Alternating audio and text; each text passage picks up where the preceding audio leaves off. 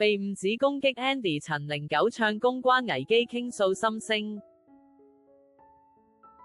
近日，歌手陳零九再度成為輿論焦點，這次卻是因為一場莫名其妙的風波。YouTuber Andy 老師與前女友張嘉寧分手後，雙方家人對簿公堂。23日更爆出嘉寧一方 allegedly 成立名為嘉寧公關危機的群組，針對 Andy 老師展開毀人格的攻擊計劃。風波一出，外界一度將矛頭指向因閃兵事件暫停演藝工作的歌手陳零九，讓他無端被牽扯其中，成為輿論炮火下的替罪羔羊。面對外界的質疑與指控，陳零九在社群上表達無奈。如果不是我，有人會跟我道歉嗎？沒有，言語中透露出深深的委屈與無力感。這位創作才子雖然因事件暫停公開活動，但創作力卻未受影響。繼上月推出新歌《山鳥》後，他緊接着發表自創曲《公關危機》，藉由音樂抒發心中滿腹的情緒。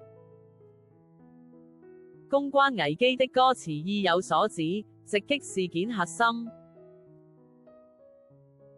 陳零九唱道：可我們的新聞早就被下了結局，成了證據的片段與標題帶。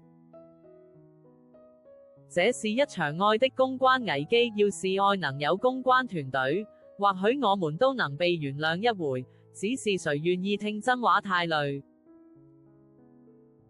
每一句歌詞都像是在控訴，又像是在自我療癒，呈現出他對這場風波的冷靜觀察與情感釋放。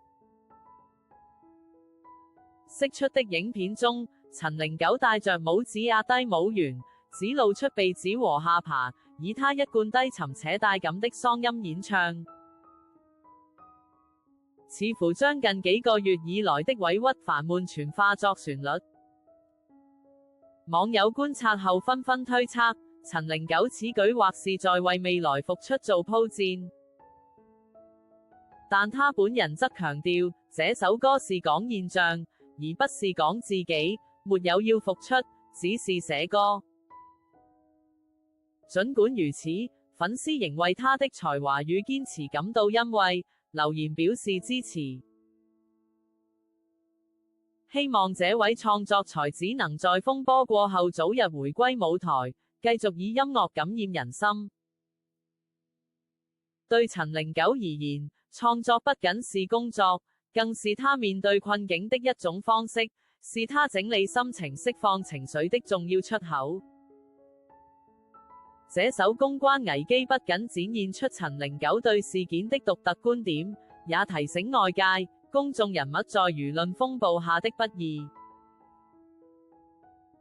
透過音樂，他不僅自我表達，也讓粉絲看到即使面對誤解與污名化，仍能保持冷靜與專注於創作的力量。這場風波或許無法立即平息，但陳零九用歌聲留下了最真實的情感訴說，也為自己未來的復出鋪上了一層柔軟卻堅韌的準備。